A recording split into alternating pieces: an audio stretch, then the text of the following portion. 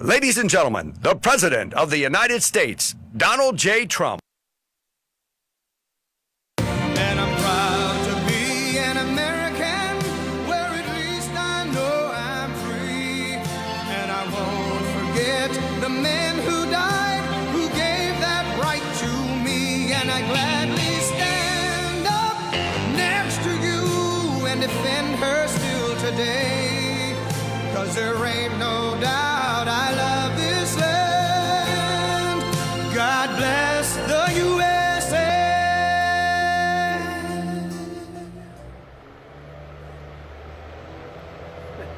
Thank you very much, everybody. What a nice group. What is that noise? I hear the noise of a crane or something. I love that noise. That means money. You hear that? It just started when I started speaking, so I guess they probably don't want to hear. So tonight we have a very special group of people. It's called Farmers and Ranchers and the people that I love. I love you all. A special, special group. And I want to welcome you to the Rose Garden Club, which is a special place. We just developed it, really. This used to be grass and it was unusable. And I have my friend over there. Did I do a good job in the office with you today? Did I make you satisfied? He's a good man. We've dealt successfully together for a long time. Oh, that's so much better without that noise. Thank you very much for turning that stupid machine off. But I want to welcome you to the Rose Garden Club. It's an incredible place. And this used to be grass, beautiful grass, but it was useless. You couldn't stand it. It was always wet. You know, this used to be a wetland. And the grass was wet. If it rained 7 days before, the grass was soaking wet. And we'd have reporters there. Female reporters would be holding their shoes like this, destroyed, ruined. Men, too. So we finally, after about 150 years, we decided to do something about it. And we put a beautiful stone that matches the White House, and people are loving this whole experience. We never had experience like this. We never had tables. We couldn't do anything. We never had press conference. Now we use it for pretty much everything. It's one of the most active places in the White House. And we're delighted to be joined by some of the hardest working, most dedicated patriots in our country. That's called the American Farmers. We have great, great, incredible people. And I love you for a different reason. I think I get about 98% of your vote. At least. We're trying to figure out who the other 2% were. But the country was founded by farmers. 250 years later, you are the growers, the ranchers, the agricultural producers, and you feed the nation, and you power the entire world. And tonight I want to just say thank you, and that's why you're here. You're at this very incredible place called the White House, and really, I have a great respect for you people. You built America. You really did. You feed it, and you built it, and you're unbelievable people, and thank you very much. Earlier today in the Oval Office, it was my honor to sign an executive order directing federal agencies to accelerate agricultural innovations that give farmers and ranchers the necessary resources to ensure American crops are the healthiest and the most abundant and the most affordable. And we're always working for the farmer. We want to make it better and easier for you, a lot easier for you. We're pleased to be joined tonight by Secretary of Agriculture, Brooke Rollins, and Brooke is a friend of mine, and we talk all the time about affordability because when we came in, prices were through the roof, and you see they're coming down very fast, Brooke. Good job. You know, eggs, I think, were 4 times higher than they are right now, and it was my first day in office, and we had a news conference, and the fake news, which is around here someplace, there they are. They're always around someplace, unfortunately, but the fake news said, eggs, why are they so high? I said, what do you mean? Explain to me what's going on with eggs. They're 4 times. They were so high, like at a record high. Now, I was only there for 1 day. And I said, I've only been here for 1 day. Give me a break. And now Brooke went, we worked very hard on it. And they're actually at a very low price right now. So it's really great. People are eating a lot of eggs. But Brooke Rollins has done a fantastic job. We have our Secretary of the Treasury, Scott Bessent. He's central casting. I say, he's totally central casting, right? He's a great guy. He's done a good job. How's our economy doing, Scott? Pretty good, huh? Right through the roof. It's potentially, I think we have almost $19 trillion being invested. As an example, Sleepy Joe Biden, his administration, you know what it had? Less than $1 trillion for 4 years investment in the country. We have $19.2 trillion for 12 months. That's a big difference. And you see that all the factories being built all over the country. You will never have seen this, and you may never see it again. I don't think anybody's ever seen anything like it. We have our Secretary of the Interior, Doug Burgum, who's another star. He's a big star. He's helping me with all the fountains and all the statues all over Washington, and they're really looking good. We caught some people vandalizing our beautiful reflecting pool. We have the reflecting pool. They took a cutter, a box cutter or something very sharp. And can you imagine, where did these people come up with this? And they threw a little fertilizer in the water, which is not good. Fertilizer doesn't go well with water. Clear, beautiful water doesn't work well. But they caught him. They actually caught him, and those guys have some problems ahead of them. But they did some damage. But it looks beautiful. I just looked at it, Doug, and it looks beautiful. And they're going to fix it. They cut the bottom with a knife and pulled it and tried to do it as much damage as possible. These are sick people, but none of them are in the farming community. You're lucky. If you did have, you wouldn't put up with them very long, I don't think. But Secretary of Health and Human Services, and most people don't know this man. He's a very high-quality person. He's very brilliant, very difficult. Sometimes he gets a little difficult to handle, but he's just a man that nobody knows, Robert F. Kennedy Jr. Nobody has any idea who he is. Nobody has any idea. No, he's very popular. He's very popular. He just wants people to be healthy, and he loves the farmers, Bobby, right? He loves the farmers. And CMS Administrator Dr. Mehmet Oz, who's great. Who's a great man. Thank you, Mehmet. Thank you. Dr. Oz. Thanks as well to Will. We have a lot of governors and senators here. I won't introduce all of them. Some of them I don't like, so I'm not going to introduce the ones and some of them I like a lot. Nebraska Governor Jim Pillen is here. Jim, where are you? Jim, thank you, Jim. Nice to see you. Senators John Bozeman and John Hoeven, Roger Marshall, Joni Ernst. Where are you guys? I'm having dinner with a couple of you. Hi, fellas. Representatives Austin Scott, Celeste Malloy, thank you very much. They're real farm people. They are at the top. They're always calling me about the farmer, along with Joni. And we also have with us President of the American Farm Bureau, Zippy Duval. I've known Zippy for a long time. Zippy, he is a Zippy. He's amazing. Thank you very much, Zippy. It's good to see you. You look good. Under the last administration, Sleepy Joe Biden and the radical left Democrats, I changed the name. It's dumb. I will probably always, until they become reasonable, I'll use a U instead of an E. It's very simple. Most people don't know there's a B in dumb, so it's a very simple change. I take out the E and I put in the U, and they're Democrats because their policies are so dumb. So that came out a little while ago, and they hate the farmer too. So do you know that they hate you? You know that, don't you? Anyway, the Democrats, they gave us the worst inflation in the history of our country, 48 years to be exact. And they crushed farmers with the burdensome restrictions. In my first term, we had an agricultural trade surplus. Biden took that surplus and turned it into a $50 billion agricultural trade deficit. We had a big surplus with the farmer, and he took it in. I couldn't believe it. I was watching it happen with the rigged election, and he turned it into a $50 billion trade deficit. We had a deficit in agriculture, the worst we've ever had under Biden. He failed to negotiate a single trade deal on your behalf during a 4-year period. That's because he had no idea where the hell he was. And in his last year, farm bankruptcy rose to the highest levels ever, more than 55% up. One of the things I did for the farmers, I don't know if we get to it, but in the great big beautiful bill, so many farmers, they love their children and they want to leave their farm to the children, and the children love the farm, and they don't want to move into the big city because they're very smart.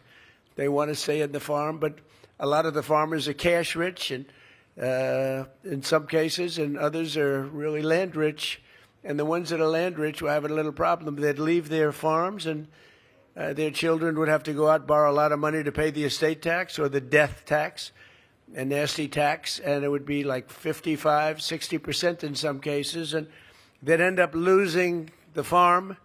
They'd go out, borrow the money, and the banks would end up owning the farm, and they did terrible things to themselves. It'd be, you know the story, it's a terrible thing, but there'd be suicides. They lost their farm. It was taken away.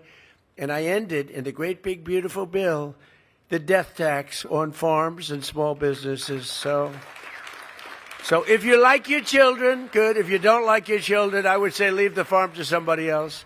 Does anybody here not like their children? Please raise your hand. Nobody. That's good. I've never, with all the times I've said that, I've never seen anybody raise their hand. Although there's some cases, I'm sure, where they don't. But you don't have the estate tax to pay now, so your children can live happily ever after, and they can enjoy being a farmer, and they can enjoy doing what they love to do. But now you have a president that fights for the American farmer, and after years of getting ripped off by other countries on trade, we've reduced the agricultural trade deficit just this year by 42%, opening markets to the American exports, and all over the world we're opening up markets for the farmers.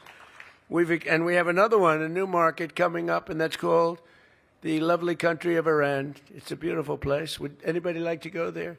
The Islamic Republic of Iran, they're having a hard time with food, and we're going to be taking some of their money, and we'll spend it, and we're going to be buying wheat, soybeans, and corn, a lot of it.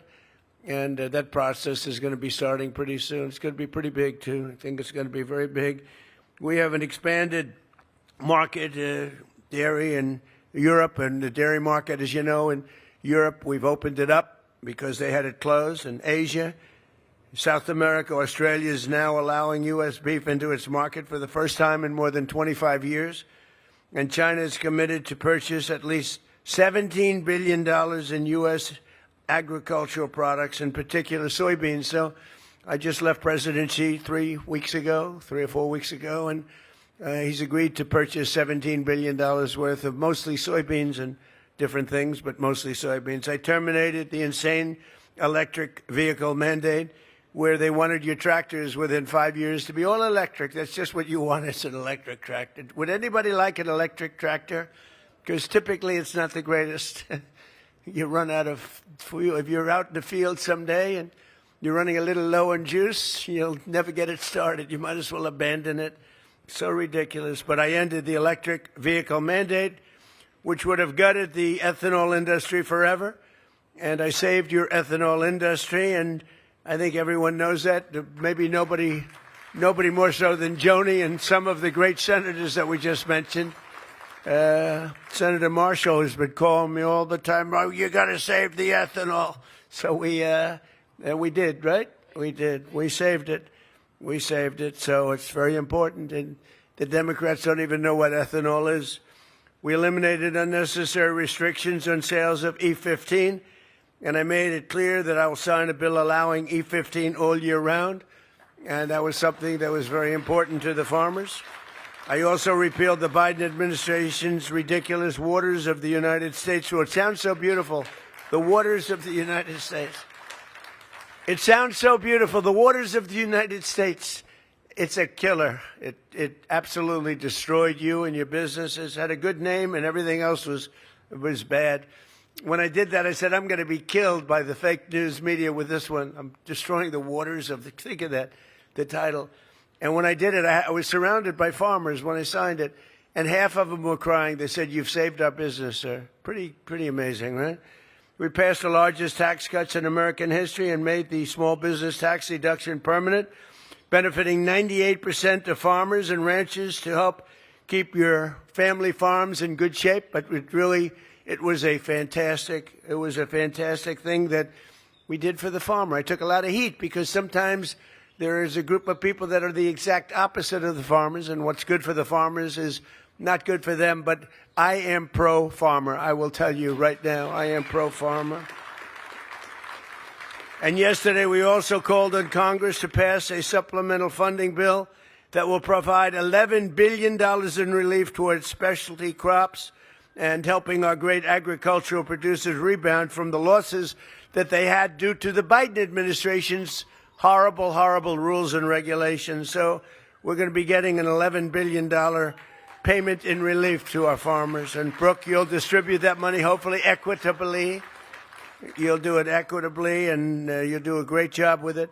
I just want to tell you, you're special people, and you have been right from the beginning. From the day I ran, for some reason you like me. I came from the city slicker, and from the day I ran, you liked me, and from the day I ran, I liked you.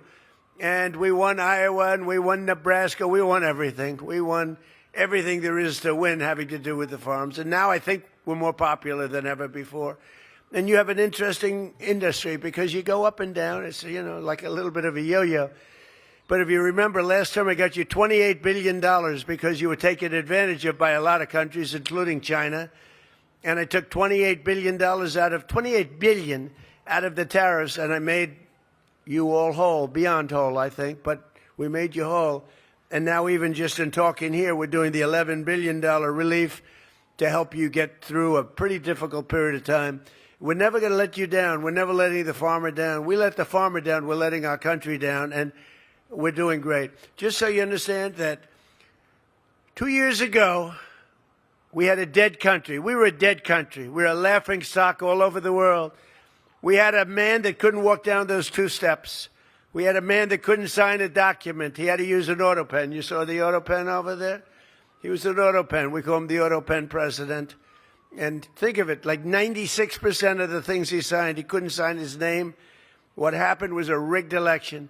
But think of it, 2 years ago, we were a country that was laughed at all over the world. The king of Saudi Arabia said to me, Mr. President, a year ago, this was when I was with him a year ago, he said, a year ago you had a dead country. We never thought you'd come back.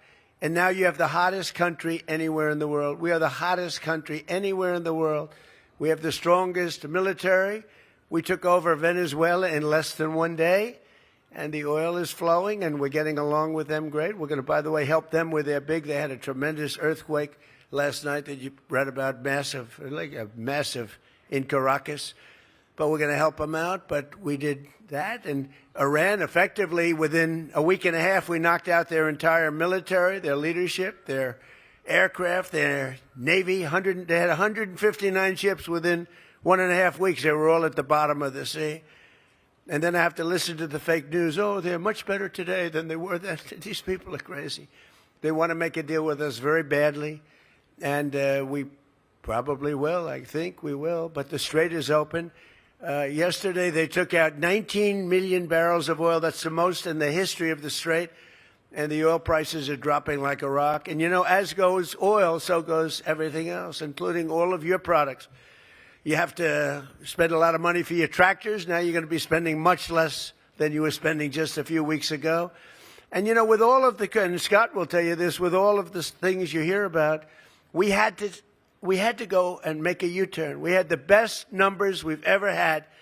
And I called in Scott. I called in Howard. I called in a lot of the people standing right there. I called in our great Secretary of the Interior, Doug, and I said, here's the story. We just hit records. Our country is doing better than it's ever done. The stock market, we've had 73 all-time highs in less than a year and a half. Think of that, 73 days we hit highs. But we had just hit the highest we ever were. And that was 3 months ago, 3.5 months ago. And I said, well, here's the story. We're doing great, but now we're going to have to make a U-turn. We're going to have to journey down to the Islamic Republic of Iran. Because if we don't do it, they're going to have a nuclear weapon. And if they have a nuclear weapon, the world is in great danger. Israel is gone. The Middle East is gone. But the world is in great danger. And I said, we're going to journey down. We're going to do what we have to do. And we did. We knocked the hell out of them. And now we're negotiating from a position of pure strength. Pure strength. They know that. And the Strait's already open. And we're setting records of the Strait. But we had to do that. We cannot let Iran have a nuclear weapon. You want to see problems, right? You know that. You want to see problems? You give them a nuclear weapon. They'll use it within the first hour, and we're not going to let that happen. So we did that. They will not have a nuclear weapon, and they've agreed to that, 100% agreed to that. But very importantly, though, We have the hottest country right now anywhere in the world. We have the strongest military in the world. I rebuilt the military in my first term. We have the strongest military anywhere in the world. We have the hottest country anywhere in the world. We're doing things that nobody believed. We're building more factories now than at any time in the history of our country. We're leading China by a lot on the AI. It's an AI revolution. We have the car companies pouring back into our country because of tariffs, because they don't want to pay the tariffs. So they're moving in from Canada, from Mexico, from Germany, from Japan, from South Korea, from all over the world. They're coming in. But we're building more factories than at any time, and plants than at any time in the history of our country. And as far as I'm concerned, you are the people. You are the very special ones. You're the chosen ones. You're the farmers. And you're the ones that keep it all going. So I'm with you 1,000%, Brooke. Great job you're doing. If she doesn't do a great job, let me know. I will fire her immediately. No, she's fantastic. And thank you very much. Have a great time. Turn on some music. Let's have a little music, right, for the farmers. Thank you very much, everybody. Thank you.